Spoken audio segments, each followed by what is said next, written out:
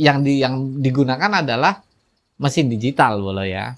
Nah, selisih 0, atau bahkan mungkin 1 derajat itu biasa terjadi karena dia menggunakan digital.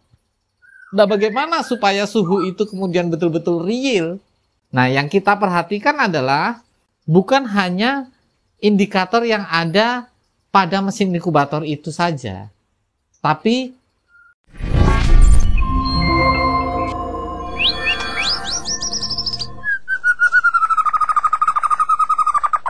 Assalamualaikum warahmatullahi wabarakatuh. Ketemu lagi di channelnya Babehen, channel yang membahas tentang burung kicau, mulai dari peternakan sampai dengan membuat burung menjadi juara.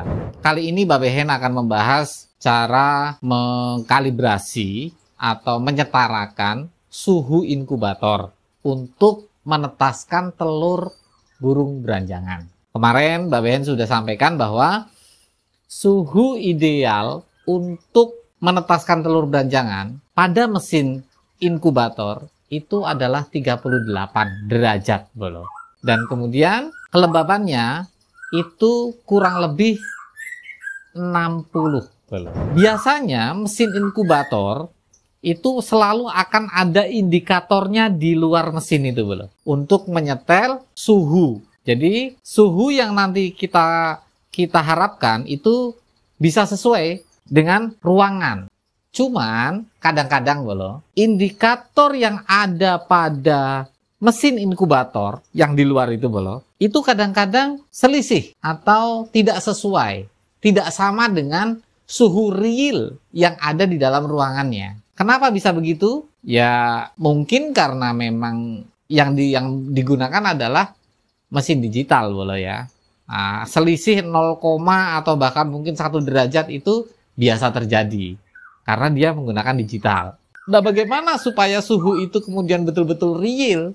Nah, yang kita perhatikan adalah bukan hanya indikator yang ada pada mesin inkubator itu saja, tapi kita harus memperhatikan suhu real ruangan yang ada di dalam mesin inkubator itu. Karena penunjang atau suhu real itu yang akan membuat si burung itu menetas bolo. Artinya kita harus bisa mengkalibrasi suhu ruangan dengan tepat. Bagaimana caranya? Oke bolo, kali ini Babehen akan bahas tentang masalah kalibrasi inkubator itu.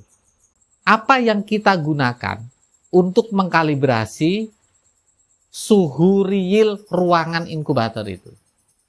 Kita bisa menggunakan termometer air raksa bolo, atau termometer manual. Nah, biasanya di inkubator yang bolo-bolo beli di pasaran atau mungkin bikin, itu bolo-bolo bisa atau mendapatkan inkubator bawaan. Yang biasanya itu dari kayu. Nah, ini bolo. Babehen sudah bawa contohnya. Ini. Nah, seperti ini bolo. Seperti ini. Ini nanti yang akan kita gunakan untuk mengkalibrasi suhu real ruangan inkubator. Di dalam ruangan maksudnya. Karena kadang, Babehen sampaikan tadi, kadang-kadang suhu dalam ruangan itu ada selisih dengan indikator yang ada dalam setelan suhu digital di inkubator itu. Jadi yang kita gunakan adalah ini. Nah, caranya termostat atau termometer manual ini kan menggunakan air raksa bolo. Itu kita taruh di dalam inkubator dalam posisi di tengah bolo. Posisi center, pokoknya di tengah dia. Kita taruh di tengah. Kita taruh di tengah, kemudian indikator yang ada di indikator digital yang biasanya seperti ini bolo. Nah, biasanya seperti ini. Ini. Nah, biasanya kayak gini. Kayak gini boleh ya. Kayak gini, indikator digital ini. Itu kita setel di angka 38. Kita setel di angka 38 derajat. Kita setel di angka 38 derajat. Kita diamkan selama minimal 2 jam. Syukur bisa 3 atau 4 jam. Lalu setelah 3 atau 4 jam itu, atau 2 sampai 4 jam itu tadi, kita lihat termometer manualnya yang menggunakan air raksa ini. Kita lihat dia. Nah, ketika kita indikator ini, air raksa ini menunjukkan di angka 37 derajat, yang di termometer manual ini 37 derajat, berarti ada selisih 1 derajat dulu. Kemudian kita ikut yang mana? Kita ikutin termometer yang manual. Artinya kalau ini menunjukkan 37 derajat, berarti suhunya kurang 1 derajat. Indikator yang di luar, indikator digital yang di luar atau yang di atas pintu, biasanya di atas pintu mesin inkubator itu, kita naikkan 1 jadi 39 dulu. Dengan harapan suhu ruangan yang kita gunakan indikatornya pakai termometer manual ini itu naik jadi 38. Karena tadi kalau indikatornya 38 kemudian suhu ruangan ternyata menggunakan termometer yang manual ini hanya 37, berarti ada selisih 1 derajat. Artinya kalau kita naikkan indikator digitalnya, kita naikkan 1 derajat jadi 39, berarti logika kita suhu ruangan itu pun juga akan naik 1 derajat jadi 38. Nah, ketika sudah menunjukkan, nah itu kita diamkan lagi tuh bola tuh.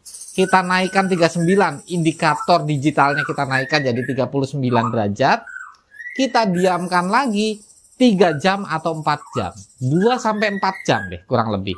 Kalau indikator termometer ini menunjukkan, termometer manual yang menggunakan air aksi ini, kemudian naik menunjukkan 38 derajat, maka itulah suhu yang ideal dan itulah suhu yang kita harapkan.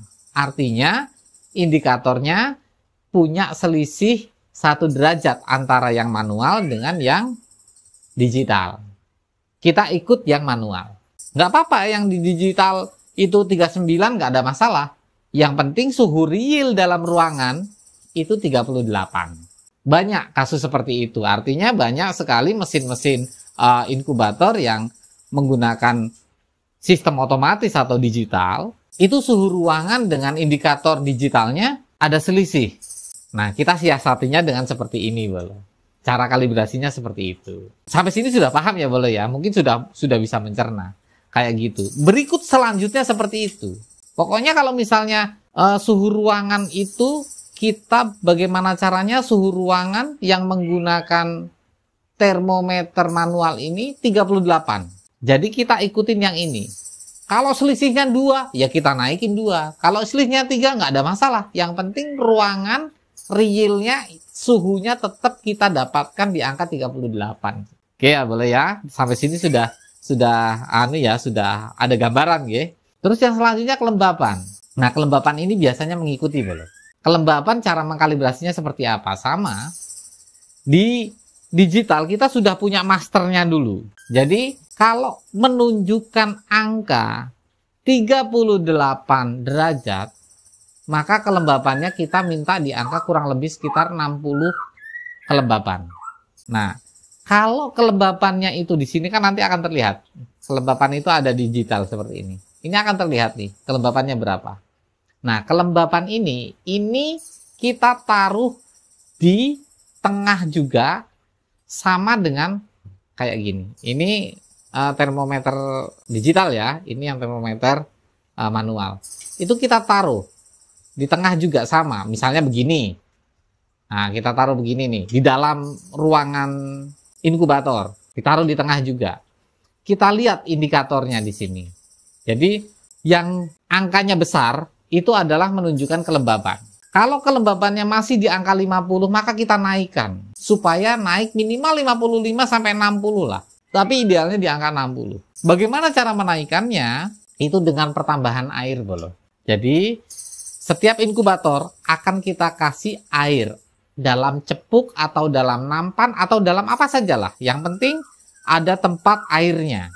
Kalau kelembapannya masih rendah, kita tambahin airnya. Kalau cepuk itu ternyata sudah penuh tapi kelembapannya tetap tidak naik, kita kasih air cepuknya. Jadi dengan menggunakan 2 cepuk. Masih kurang juga, kita kasih 3 cepuk. Gitu. Tapi kalau 1 cepuk itu sudah cukup, ya sudah. Itu udah cukup. Yang penting kita kejar angkanya di 60. Pertahankan dan stabilkan di situ. Kalau untuk naik turun hanya sekitar 1, 2, 3 derajat is oke. Masih nggak ada masalah, Bolo. Masih aman lah gitu loh. Masih aman. Apalagi kalau turunnya hanya 0, itu masih aman. Tapi kalau kelembapan biasanya turunnya 1, 2, 3. Tapi kalau suhu itu turunnya 0,1, 0,2, 0,3. Nah, itu biasanya begitu.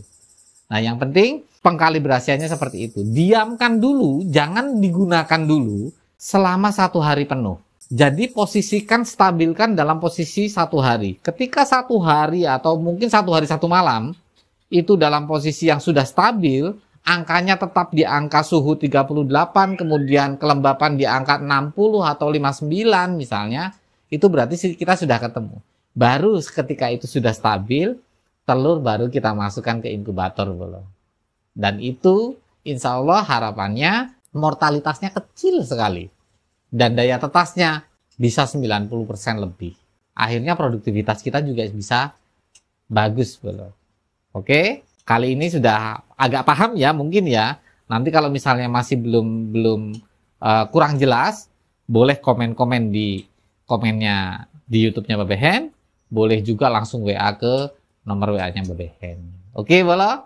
Sementara itu dulu untuk masalah kalibrasi, untuk masalah yang selanjutnya nanti Babehen juga akan bahas konten-konten berikutnya yang mudah-mudahan bisa bermanfaat untuk para pemula khususnya. Kalau untuk para master dan para suhu, mereka sudah paham, bahkan kita butuh tambahan ilmu dari mereka. Silakan komen-komen di komennya Babehen. Jangan lupa like, subscribe, share, dan tekan notifikasinya supaya Babehen tambah semangat untuk membuat satu konten-konten edukasi dan bermanfaat untuk para bolo-bolo kicau mania, terutama breeder beranjangan. Oke, Bolo, kurang lebihnya mohon maaf. Salam sehat satu hobi, kicau mania berkah untuk kita semua. Amin. Assalamualaikum warahmatullahi wabarakatuh.